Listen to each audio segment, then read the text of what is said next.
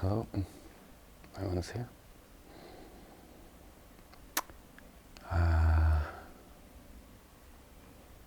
Okay, so thank you for allowing me to teach what my teachers taught me. And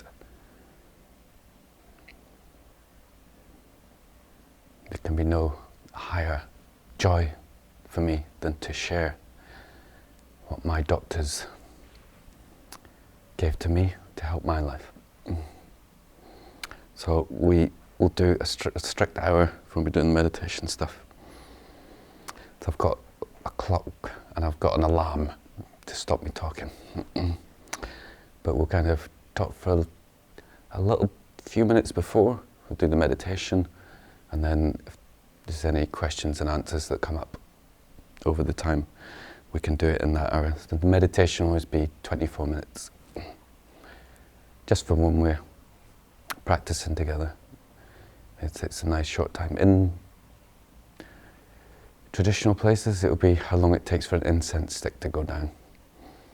That's how long you should meditate for. But in the incense sticks, generally it's about 24 minutes. That's about between 20 and half an hour. So it is a teaching in itself, a reminder that we practice meditation joyfully. Joyfully. That the sessions are always within our grasp, easy to do. We're never pushing. We never feel too long or weary. But not so short. It's just that that's like maybe 7 minutes you don't really get into it. Enough that you can get into a flow. And enough that you want to do more. So we're kind of teaching our mind one of the middle way. So think of it like the thing that we really can't, some people really struggle to do.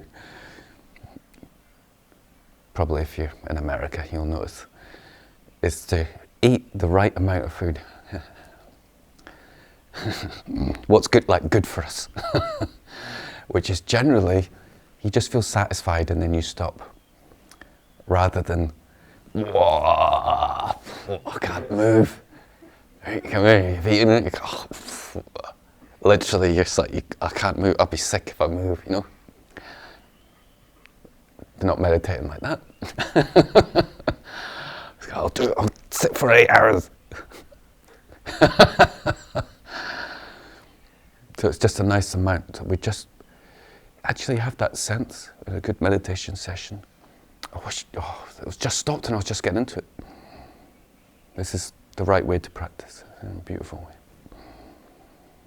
So this particular practice is called settling the mind in its natural state. Taught by Guru Padmasambhava. So if you want to check where the meditation comes from, check out Guru Padmasambhava. I call it resting in the soul. Yeah. It's like all different nuances that we can go into over time. Like the nuances that Rumi did. If you know, Rumi's a famous Sufi of resting in the soul and how to get there in this connection with the breath. So this is foundational to Dzogchen, also to almost all traditions which are based around the breath, you and your mind. So unelaborated with conceptual thoughts or inquiry or a visualization or a special sound. Things that can help bring about a state. The foundational practice is nothing else is required. Just you and your mind. So, we want to bring in an ambience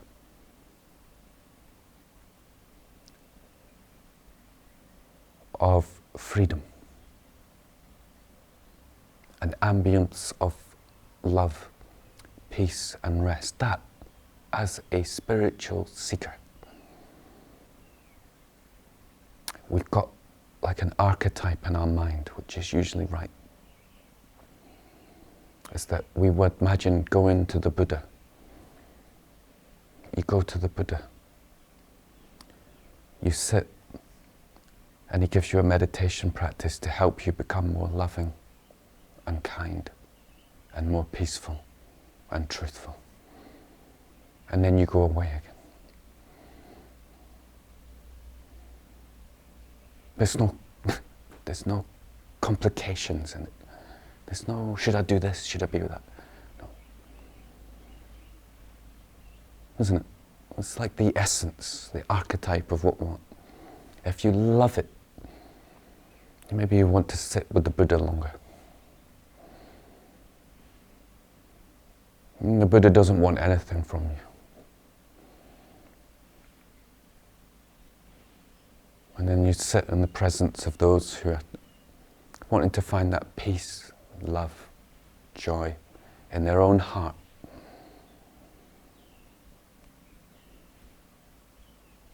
Nothing, you don't need to talk to anyone. No. You know, in this archetype, you go into the woods with the Buddha, you sit and say, watch your breath. So you sit and watch your breath. So this sense, this ambience, this mood to approaching, the meditation and the practice of self-discovery. And one guy came to the Buddha with all questions, this, the nature of reality, God, and Buddha's like, I'll answer all your questions. All of them. In 1 year's time. If you do one thing for me, and that's sit by my side in silence. And the guy's like, all of them? All of them. And it's like, then another disciple started laughing. And the guy's like, he's like, what are you laughing? Don't be too hasty to agree, because that's how he tricked me. And he said, but because after a year, I wasn't interested in the questions anymore. So he said, ask them now, like you got the chance. They get the sense that it's just questions. And, okay, let's as Carlos Castaneda would say to people to come out with all sorts to him. He's, famous, all sorts about their dreams, their theories, loads of things. So maybe we'll have it inside us at some point. And he would say, very similar thing back on. He's like, great. Now, how does that help your life? Same thing with Osho. It's like, great, you can know about God, right? You've given this explanation of God right now. How does that help your life? This is not the Buddha's way, it's not the meditator's way. The meditator's way is to look in. We're not interested in theoretical questions, we're interested in the experiential answers. That no one else can provide that for you. No amount of money can buy it. No amount of teachers you can sit at the feet of can give it to you. Yeah? This ambience. I'm a seeker. And only I can find the answer. So,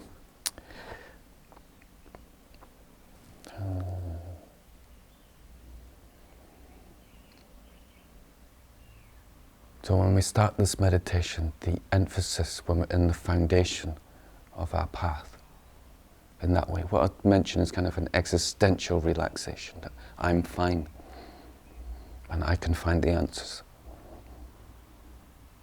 Like, I can do it. That was Buddha's way. You can do it. You can awaken. Not just I became a Buddha and I show you the way that you can become a Buddha.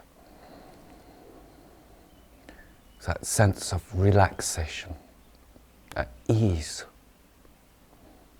You can't really relax if you've got existential tension. You can try and relax your body, but you're not really going to be relaxed. Take it as a symbol as well. As we relax the body, we're relaxing our existential place on earth.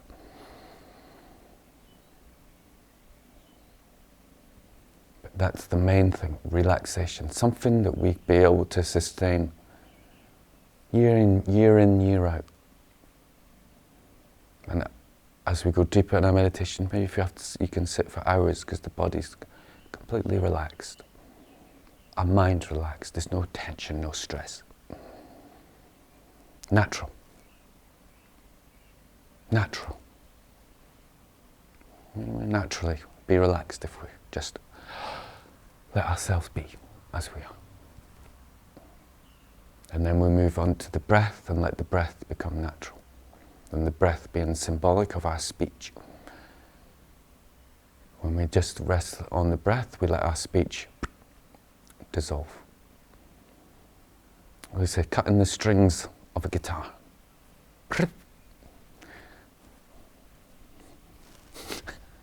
That's me playing a stringless guitar.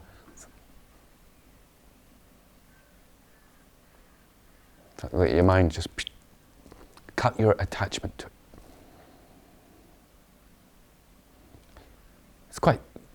It's quite easy. When we settle in the mind in its natural state. So we're not thinking about the past or the future. And we're not engaging in spiritual thoughts. So I need to do this, nothing. And when we're doing this practice, we're not going, right, is this conscious? We're not doing anything. We're just spontaneous presence. So I can ask you if you're watching the thing, are you aware that you're here? That's it. That's your mind in its natural state. Spontaneously you're here. And you're aware that you're here. Unless you're really drunk. You might not even be aware that you're here. I've done that, so I know. You can be here and not even aware that you're here. Yeah? So it's not just strange language. It's that easy. It's that easy to find the object of meditation. You're aware that you're here. And we stay in that sense. We don't chase after the thoughts. We don't chase after good thoughts, bad thoughts, spiritual thoughts, any kind of analysis of, oh, am I really here? Who's the one who's here? None of that. Not as the foundational practice of meditation. You simply rest as you are right now. So this is the tip of your soul.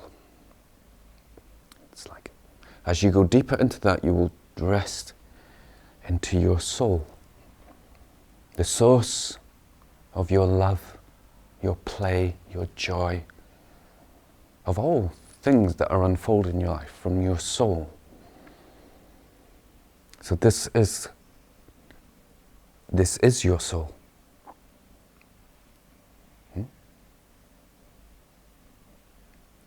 But as we rest in it, we might find thoughts coming, so they just covering the soul at the moment. And the more we can rest in the soul, the more naturally and easily you'll become loving, peaceful, content. As easy as falling off a log. Okay? So that's the ambience in which we will now meditate.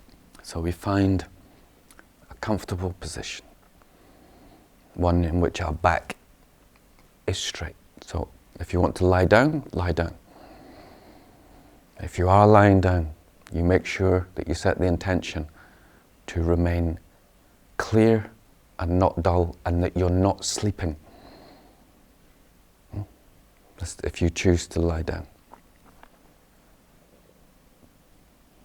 Okay.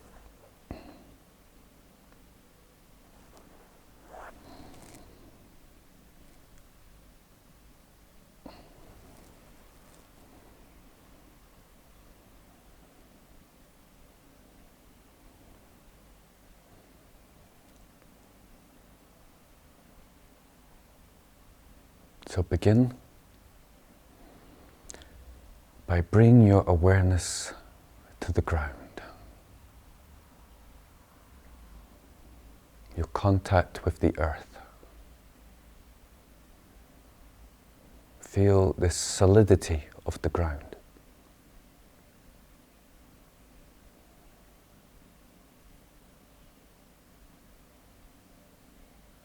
Feel you're supported.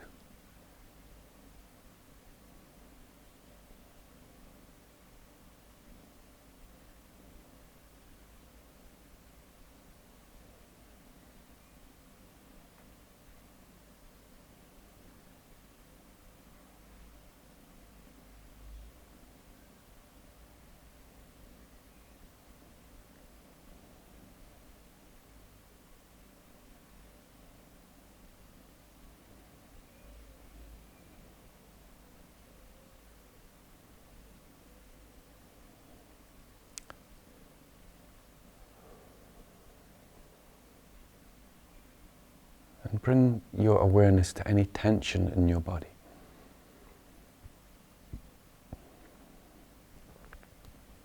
It could be in the eyes, a lot of times around the shoulders. And without changing the breath, so we're not doing any strong exhales, we allow the body to relax on the exhale.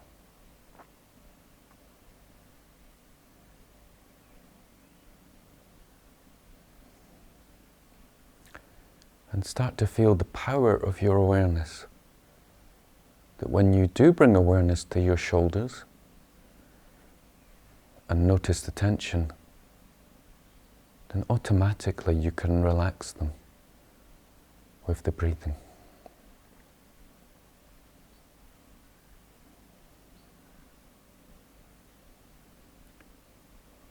So just very gently scan the body as we deepen into relaxation. Because for the 24 minutes, we don't want to move the body. We don't want to fidget or itch, if we can.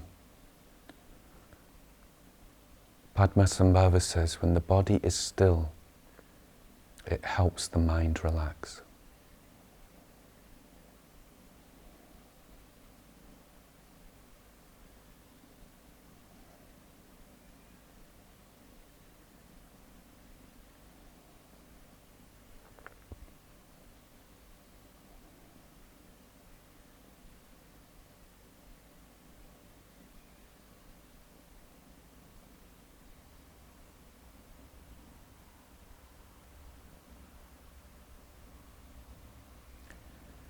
And we bring our awareness to the breath. And we use the breath to quieten the mind, the inner voice.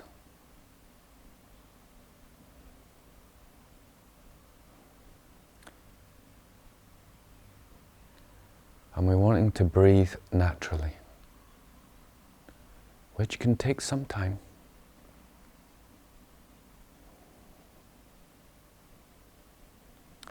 But if you imagine that you're deep asleep, you can't interfere with your breath, and the body just breathes naturally without your doing it.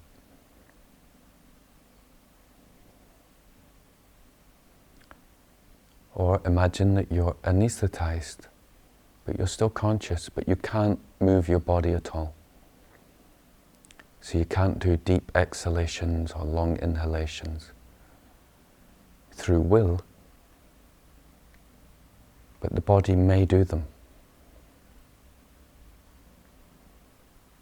So all we're doing is noticing the breath.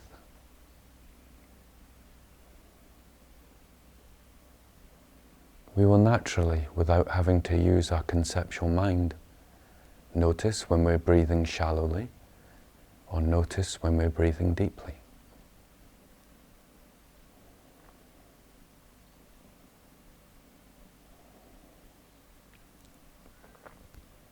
And we become aware of all the bodily sensations connected to the breath,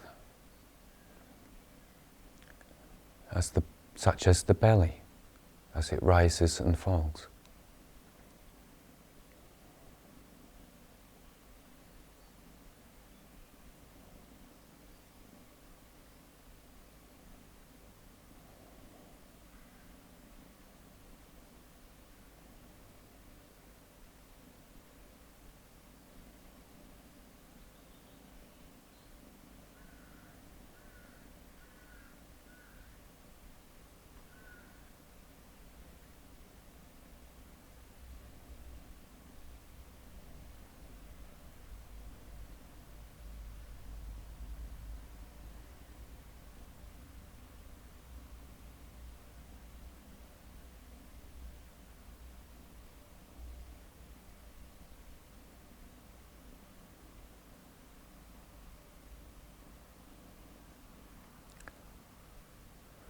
And without allowing your mind to become sleepy or dull,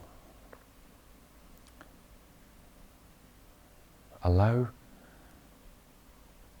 the exhale in its natural rhythm to existentially relax you and to continuously relax the body.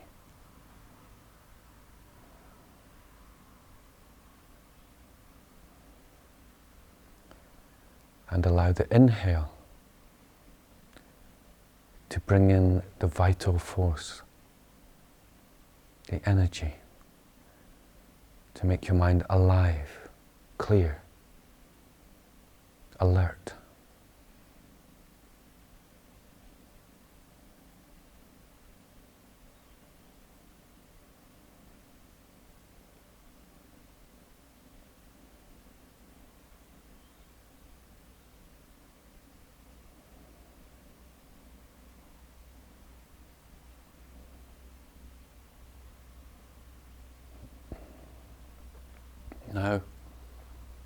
Now that we're settled in our body, our speech, we very gently open our eyes.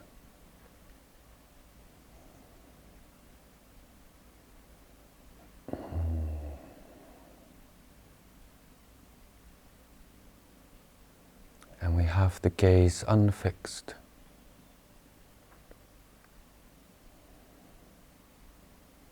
Resting in space.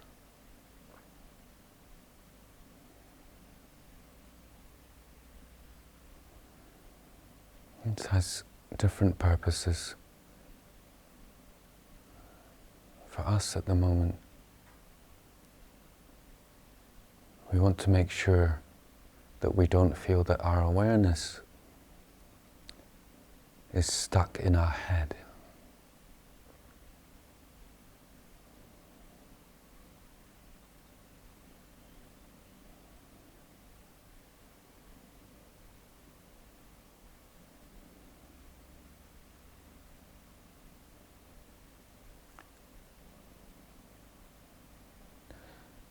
And we rest in the knowing that we are conscious and we are aware.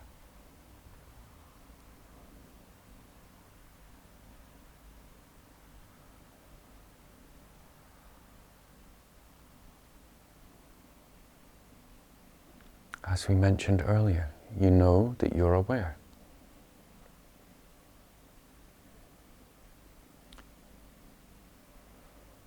This awareness has nothing to do with your thoughts. If you stopped thinking, you would still be here, and you would know you were still here.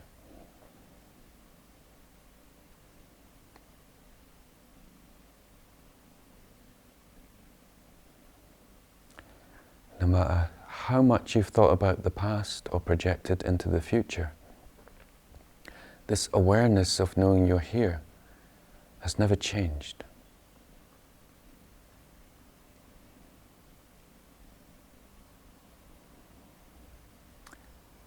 So you cannot get anything more natural than something that is absolutely unaffected by human activity.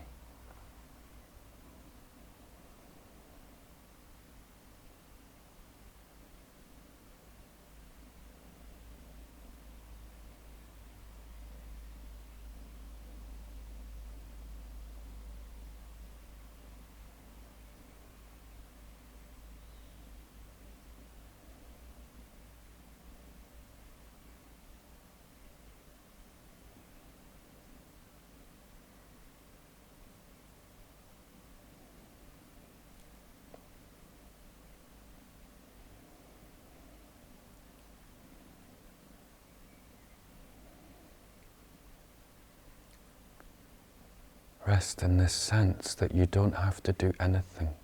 It's effortless to be here, to be conscious.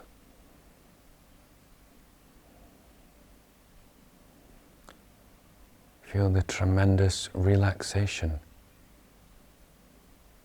of knowing you don't have to do anything. Feel the tremendous relaxation of the breath. Just breathing itself. Feel the tremendous relaxation of your body just being here, still, relaxed.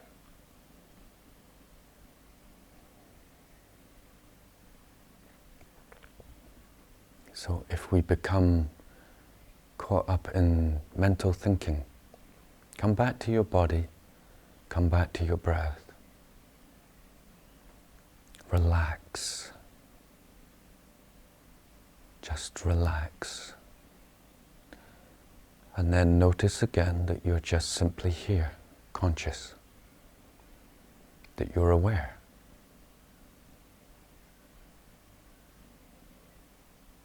And by doing that, that means you're aware that you're aware.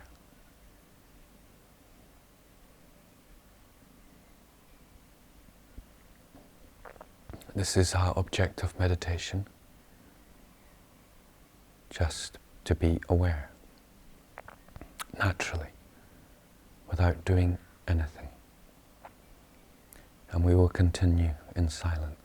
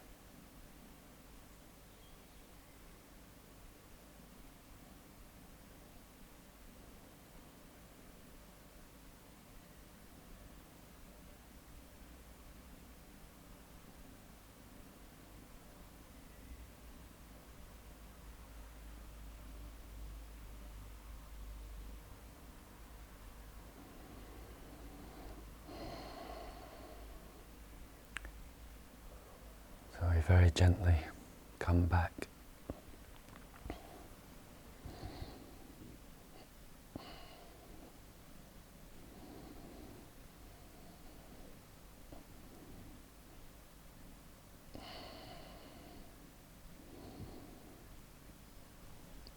Set my alarm for past so I don't talk longer.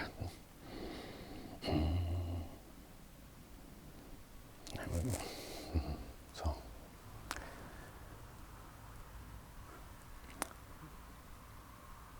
the most important time for meditation is off the cushion. So we want to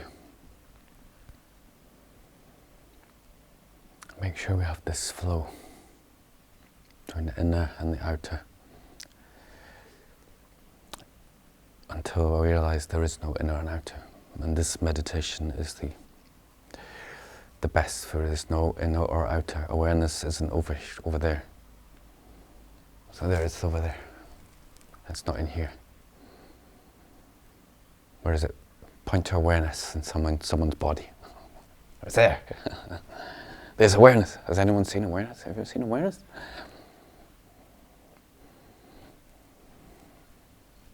Has anyone ever seen awareness?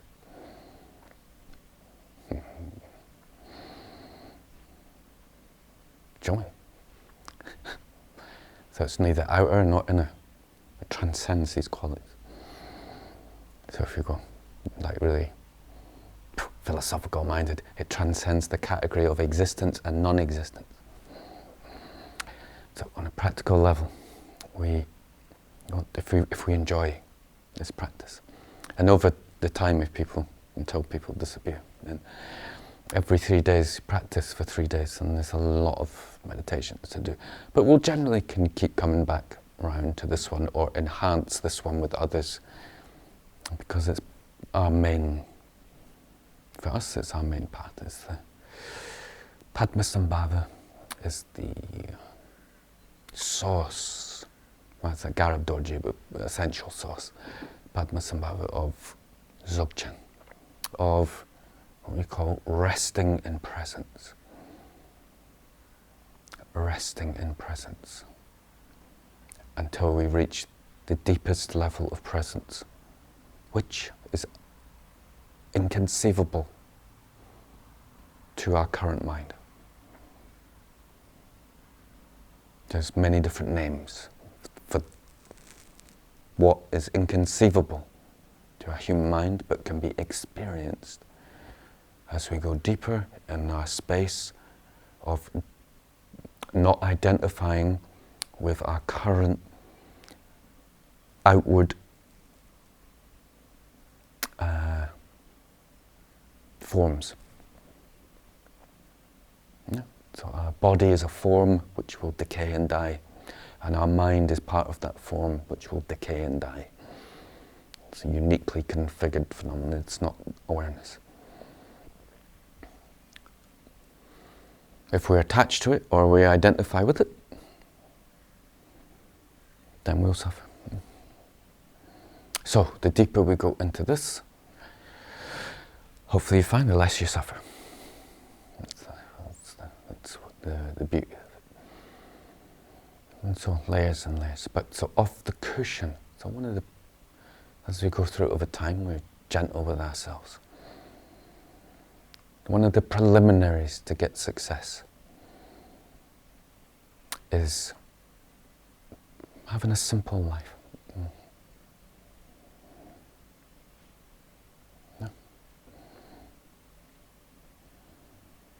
So if we're just starting, that might mean having a simple life ultimately means resting in awareness. And as we go on, you'll realize you can rest in awareness and be in a gunfight. It's not a simple life, is it? Someone attacking you, so simplicity again goes from outer to inner, and inner is always higher than the outer, always. You know?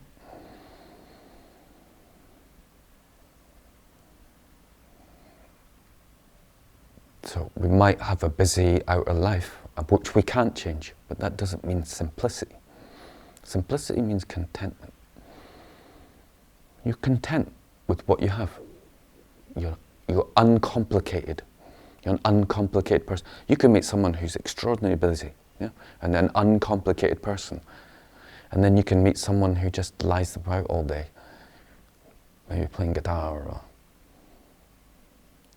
this, and you don't do much, like some maybe traditional, like a hippie, or really complicated. You've got really loads of problems, all the issues about everything. Even like how you butter your bread is an issue. Yeah, isn't it? How you take out the bins is an issue. How you do anything is an issue. You're not simple. Complicated. Everyone's complicated. So the gurus say that someone like that will have difficulty in resting in awareness. And someone who can be simple, to just accept things as they are. Yeah? If you can deal with it, you deal with it. If you can't, you can't. I mean, how many mystics have kind of that approach, you know? If you can do something about it, do it. If you can't, let go. It's that simple, right? Like that, contented.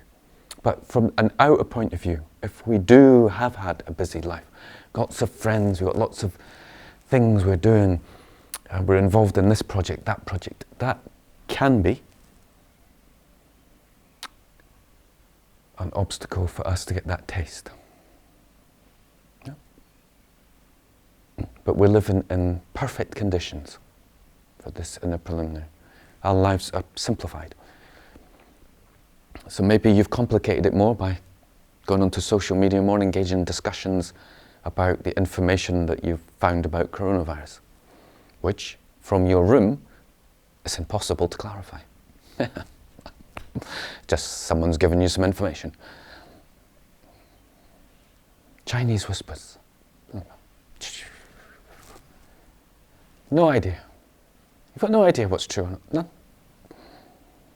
There's nothing wrong with like looking at it. Nothing wrong at all.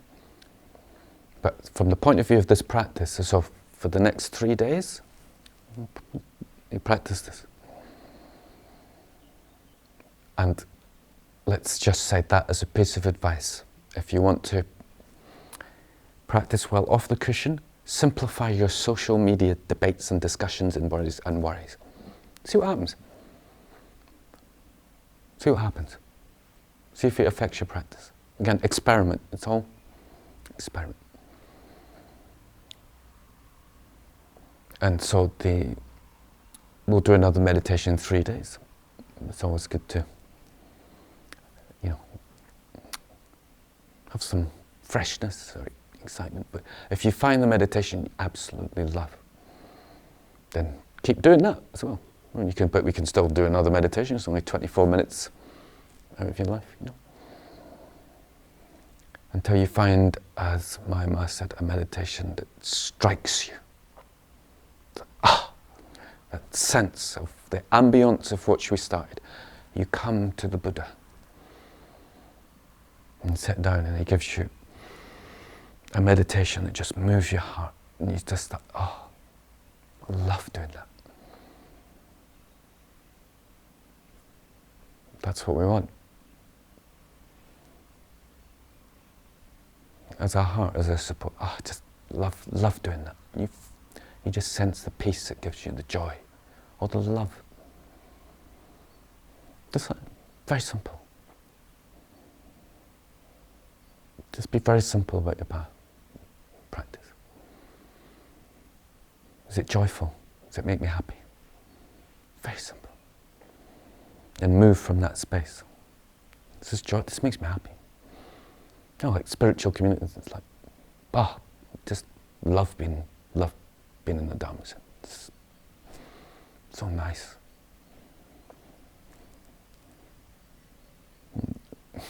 Until the other people come back in. People are people, right? I'm only joking. So if there's any questions, we have 10 minutes. Any questions? What kind of question? Anyone else has a question?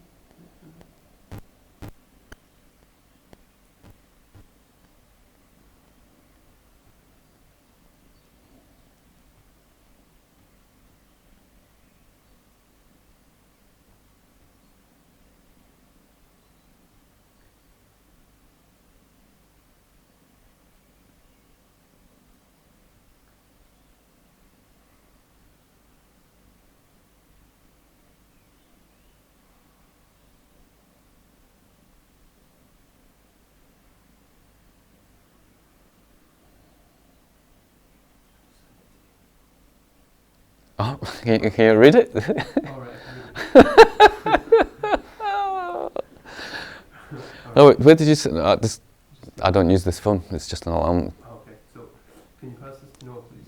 From my perspective, people have the potential to manifest their own reality from within. It's a choice. It's also dedication and practice. This is from Mark.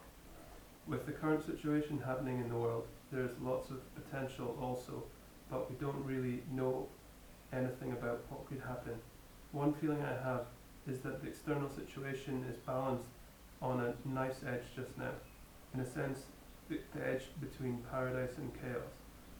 Something reflected from within, possibly, but there is feedback from the illusion we live in also.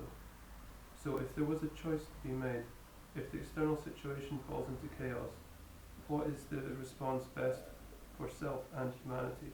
To accept all that is happening and focus on the paradise within, reflecting it outwards, or resist the chaos with the warrior archetype, respond externally in unity towards humanity's liberation. Thank you.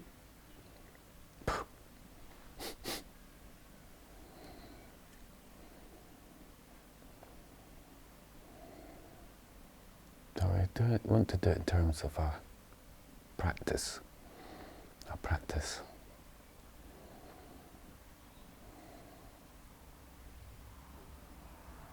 So, things that come up when you say the questions, quite a lot, so I can't go through all the details and keeping it short.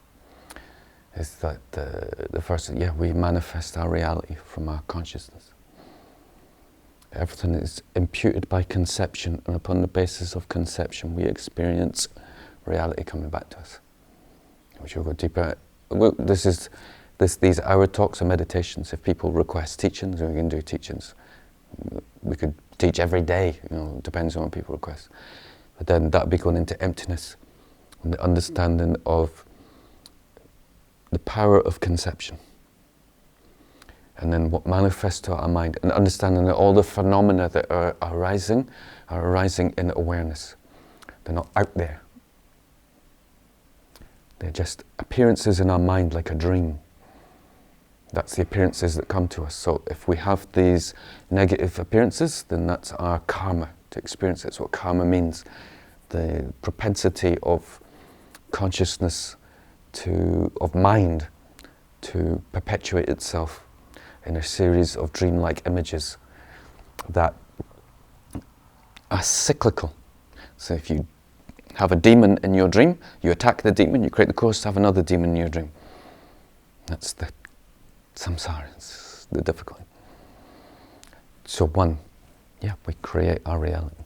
Two, that, it's all uncertain and we're living on a knife edge. Isn't it great?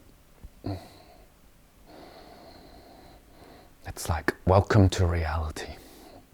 Life was always uncertain and it was always on a knife edge. You just had the illusion that you were comfortable and safe and things would go on.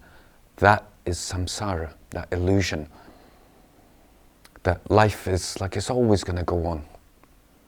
Yeah? Like I'm immortal. We never have the sense of death awareness. This could be my last day. You could intellectualize it, that existential feeling of someone who's got cancer. It's not intellectual anymore. That I'm going to die. That's death awareness. But that's your state, that's your condition, that's the condition. Now this has just pierced that illusion. So it's like, isn't it wonderful? And then it also leads us to the fact that you don't have a clue, do you? It's like, this is the... You have a clue what's going on. You talk, tell me, there's people already talk all the time. You don't have a clue what's going on. You don't have a clue what's going on. That should push you to refuge, to those that do know what's going on. So Padmasambhava knows what's going on. Dujjamlingpa knows what's going on. Yeah? These people, they know what's going on. They figured it out.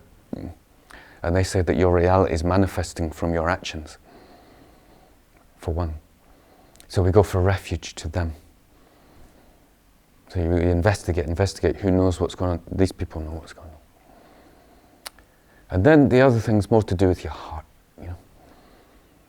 It's like a personal choice. If you want to be active, if you want to actively stop the forces of darkness, we talked about with the guys today, we live in duality, and duality is good and evil. And all our art reflects it.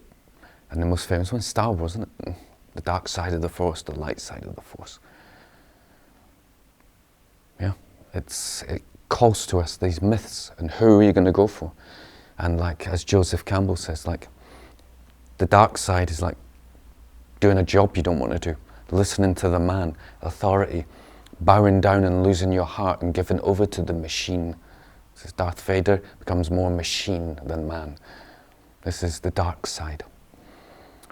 And the light side is your own vibrant light and love and following your heart and your consciousness and the truth. Like the rebel forces, it is small, isn't it, compared to that dark that did.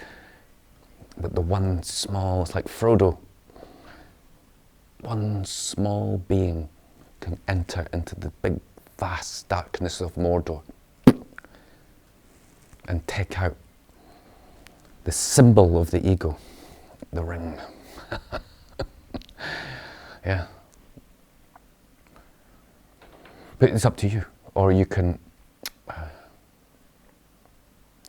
change your mind, just change your heart and not engage with those energetic forces that are trying to disturb your mind. So a lot of darkness.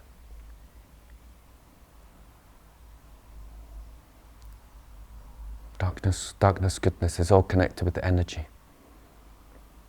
So if your energy is going to something dark all the time, they've kind of got you. Right? So the trick, as I listened to Sheikh this morning, the trick is you can think about it and it doesn't affect you. So you're not ignorant, you're not dumbing yourself down. You can look and go, right, okay, that person's doing that, that's pretty bad, that's doing that. Okay. And then just rest back in consciousness. That can be difficult. Yeah.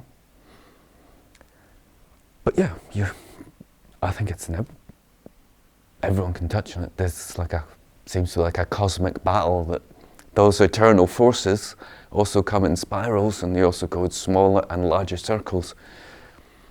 And it's like, by almost all accounts, this is one of those heads, one of those peaks. So it's like, just be on the side of good. That's over. It's like, I'm just like on the good ship. It's like, I'm not one of these cosmic beings that, like Shaykh Nazim is like shifting the forces from the cosmic plane. It's like, I just, like say in Sufism, just let me be a speck of dust in the Sheikh's sandals. It's like, whoa, whilst they're like dealing with all these like cosmic demons or whatever. But yeah, there's a big shift in time. So then use that uncertainty to realize that you don't know. And go for refuge to God, to your sense of the divine.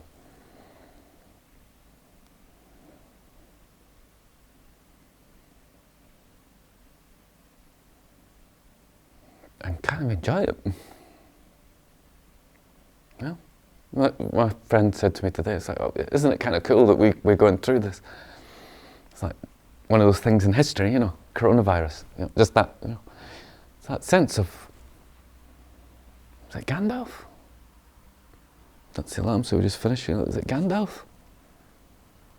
It's not for us to decide what we experience. Our job is to, deal with what's come up. If you've seen The Lord of the Rings, take the advice of Gandalf. Tolkien, very wise man. And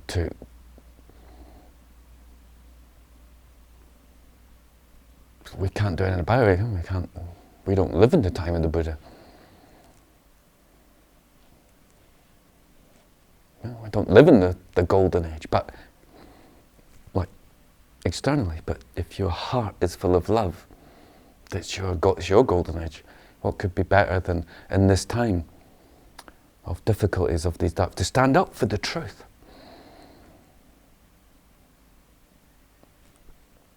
What a challenge. If you ever watch Star Wars or these things and thought, I'd want to be a Jedi, this is it.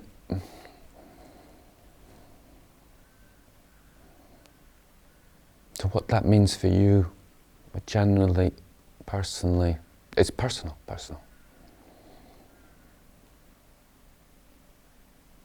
It's personal. Some people are moved to be active in the world. Some people are moved to do so. That's their way of serving. And some people emphasize retreat, going in. That's their way of service.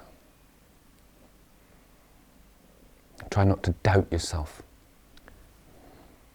It's your follow your heart, follow your inspiration. That you stand up for the truth. But now, try not to see anyone as an enemy. This is the trick. Because if you see someone as an enemy, then you've fallen into their game. Now, I will also end with one quote, like meditate on this. The Buddha said, even if someone catches you, and they saw your body, you see them cut and sort of, if you develop any negative thoughts towards them, you're not following my path.